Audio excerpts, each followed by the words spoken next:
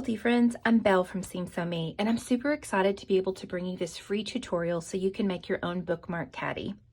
A bookmark caddy is actually a magnet bookmark that consists of a pocket to store your post-it note tabs as well as a highlighter or a pen. I particularly like the highlighter, but you could alter it to be able to have the size of a pen as well. So the reason for this is because I am often reading textbooks and educational books that I use for my training consulting business. And I would find that I would be losing my post-it notes and my highlighter along with my book as I'm trying to carry it all together throughout the house or when I'm traveling. And so after some trial and error, I came up with this pattern and this design and named it the Bookmark Caddy so I could keep everything together.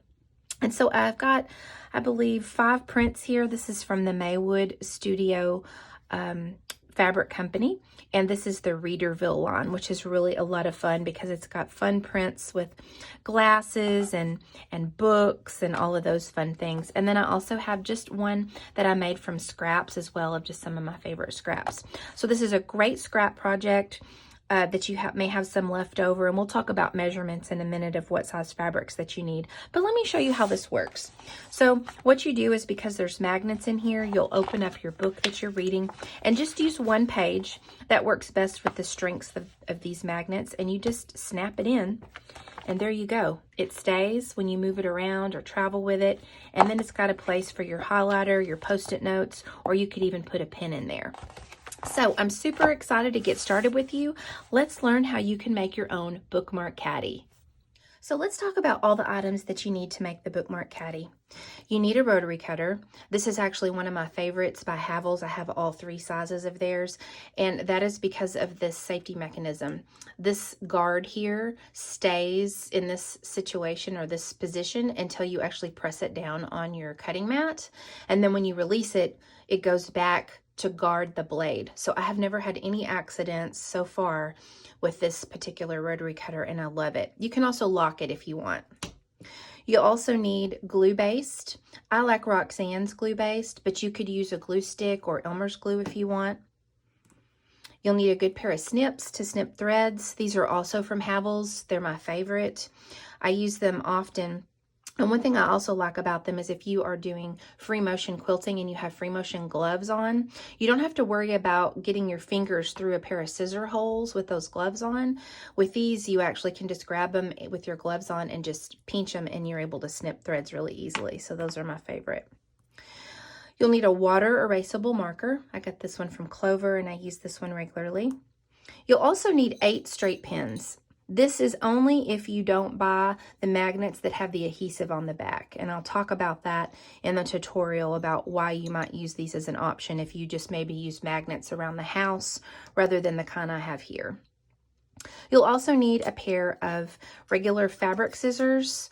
This is to snip the corners off of our bookmark caddy when it's wrong sides together before we turn it right side out. These have a serrated edge. These are also from Havells. As you can tell, I love Havells products, and they're also great for applique. You'll need a regular pair of scissors that are not fabric scissors. So these are old scissors that I use to cut paper, or in this case, the magnets. If you buy the magnets in sheets, you definitely have to cut them. And then more than likely, if you've used magnets around the house that maybe were used for marketing purposes, you'll want to be able to cut those too, and you don't want to use your good fabric scissors. You also need a point turner. And I've linked all of these products in the description below in case you're interested in any of them. But the point turner, will need that to turn our corners. Poke those out after we turn our bookmark caddy right side out. You could also use a chopstick. You could also use a pair of blunt scissors if you wanted. Just be careful, make sure that you're careful with that, because I have poked through corners before. You'll also need a ruler too to be able to cut your fabric. And then as far as the fabric requirements, you're going to need 2 pieces of fabric that are 4 by 7. So this will be 1 piece of fabric for the inside of the bookmark caddy, 1 for the outside of what you're going to see most regularly, and then you'll need 1 fabric strip that is 2.5 by 7, and this will be your pocket. And I have all these measurements in the description below. So these two pieces again, 4 by 7, and this piece is 2.5 by 7. You also need 2 magnets. I cut these from magnets that I bought on Amazon that come in sheets, and they have adhesive, so this peels off and they're sticky on here. If you buy this kind, you won't need your pins. And if you use the kind around the house that don't have adhesive on the back, you will need your pins. So you'll need 2 of these. Just make sure you cut them where there's a positive and a negative side so that the 2 pieces actually stick together. And the size that you'll need as far as cutting 2 of these is 1.5 by 2.5 inches. So now that we've covered all the items that you need for your bookmark caddy, let's get started and make one together. So the first thing you're going to do is you're going to take your piece of fabric that you've picked to be the front of your bookmark, and you're also going to take your piece of fabric that's your pocket. And what you'll do with the piece of fabric that's your pocket is you're going to turn this over and you're going to fold this down 1/4 of an inch and take it to your pressing mat and iron this down 1/4 of an inch. And then you're going to sew across a top stitch a scant 1/4 inch. So now we've sewn a scant 1/4 inch across the top, and then you'll need to trim off any loose threads that you may have there. And now you're going to take your glue base, whatever you use. I use, like I said, Roxanne. You could use a glue stick or Elmer's glue. You could use pins if you want. I have just found using glue base has been really helpful for me. I've been using it with binding actually, and so I'm not having to use clover clips anymore. So I really like it. It's just to keep this in place while you sew in a little bit. So you'll take your glue base and you will just put some dots all around your piece of fabric here. And then you will take your pocket and you'll set that right side up on top. Just line that up there. Press that down with your fingers. And then take this to your cutting mat and give it a good press to set the glue in place. So now that you've got your pocket glued on, you're going to take your other piece of fabric, which will be the back part of the bookmark caddy. You're going to take this piece here and put them right sides together. So put this on top of that piece of fabric, right sides together. Line them up there. And then you're going to take your ruler and leave a 2-inch opening. So I just kind of eyeball where the center is. I'll actually do this on the other side so you can see it better. And you're going to mark, just so you don't accidentally sew too much, you're going to mark at the 2-inch mark here. Okay, so this opening will be left open because that's how we're going to turn it right side out. So you'll take this to your sewing machine. You're going to back stitch here, and you're going to sew a scant 1/4 inch all the way around to this line and back stitch there as well. So now that you've sewn a scant 1/4 inch all the way around your bookmark caddy, make sure you've gotten everything caught up in the stitch there. You'll take your scissors and you'll just cut off, be careful not to cut where you sewed on the corners, but cut off the ends there. This will just help when we turn it right side out. So cut those off. And then what we're going to do is we are going to turn this right side out. Now when you turn this right side out, it may look like you've done it wrong because the pocket will look like it's inside out when you go to pull it out, but I promise you it's not. It scared me the first time I did it and I thought I had placed it the wrong direction, but it folds over nicely. So you'll take your point turner at this point and go ahead and poke out your corners all the way around. And again, be careful if you're using scissors because the ends of those, if they're not blunt, can poke through the corners. And I have had to fix that before. It's no fun. So poke those out. And then you'll take this to your pressing mat and give this a really good press on the front and on the back. And you're going to fold under this opening right here.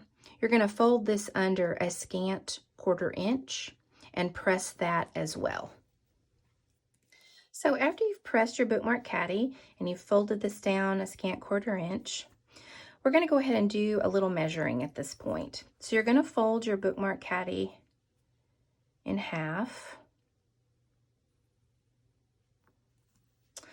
And you're going to take your highlighter and go ahead and just put that in there because we're going to measure where we need to stitch down the side. So put your highlighter in there as well as your Post-it tabs because we want to make sure that both fit really well. And then what I like to do is I like to get my water erasable marker, and after I line this up really well, I put my marker here and make a line of where I'm going to stitch so that I make sure I have enough room for that as well as for the Post-it notes. And I'll just make a line all the way down here so that that is marked.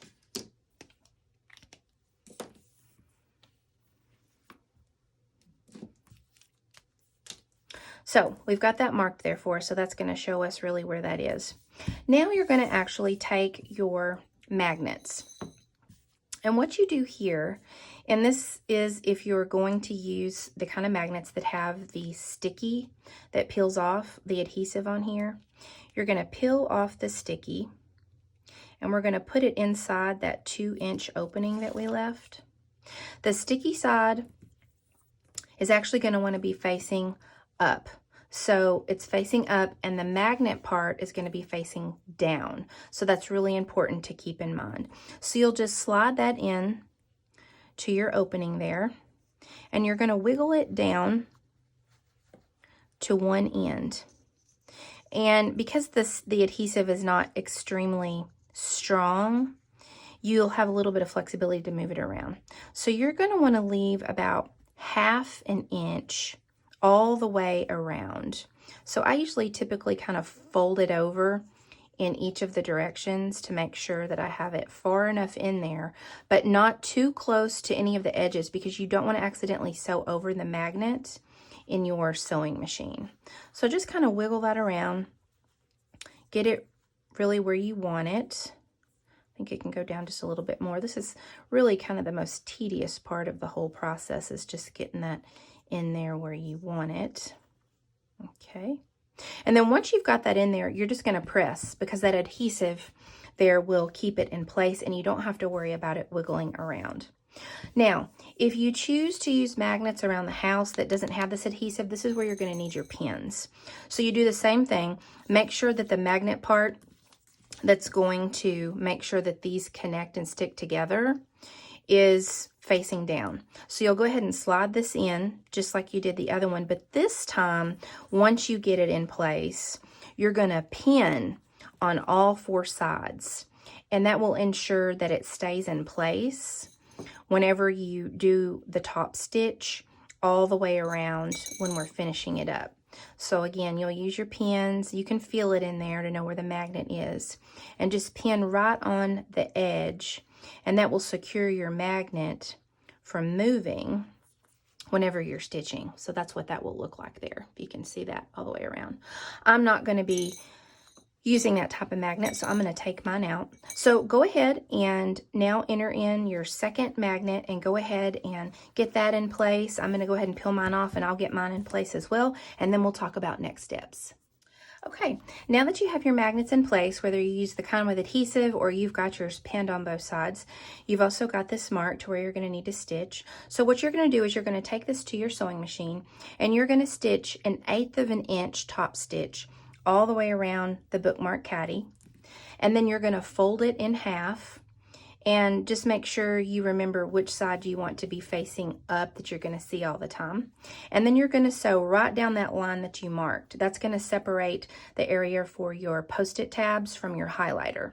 So do your top stitch 1/8 inch all the way around and then sew straight down, and don't forget to back stitch when you start and when you end. So now it's time for the fun part. Now that you've done your top stitch all the way around and your stitch here, you'll go ahead and put in your highlighter as well as your Post-it tabs, and you are ready to use your Bookmark Caddy. I suggest just using 1 page of thickness due to the strength of these bookmark magnets in here, and you'll just snap that in there like that, And then you are all ready to go for studying or reading. And this way you've got everything handy, your highlighter, your Post-it notes, as well as you've marked your page in your book. So this is also really helpful as a gift for maybe students, those that are in college or those that have gone back to college. So they make great, fun, quick gifts for others. And I will say, if you want to improvise and make a slightly different version, if you don't want this pocket, you can always leave that off and just make it where it actually will hold your highlighter. If you want to make this where it holds a pen or a pencil, just make sure you put that in there and measure before you stitch this down, because if this is too loose and there's not one of these little hooks on the side of your pen or your pencil, it could easily fall through. So that'll be really important. Just another few little tips there. This fabric is from Maywood Studio, and it's from the Readerville line. And I'll make sure to link everything that I've used to be able to make this caddy in the description below, so that if you have any questions or interested in any of the products that I used, you'll be able to access that very easily. So I'm Belle from Seam Sew Me. I hope you enjoyed this tutorial. Feel free to like or subscribe or reach out if you have any questions. And also you can feel free to follow me along on Instagram. And that is seams_sew_me. And if you make the Bookmark Caddy, use the hashtag Bookmark Caddy and feel free to tag me on Instagram. I would love to see your quilty makes. So until next time, friends, keep making lovely things.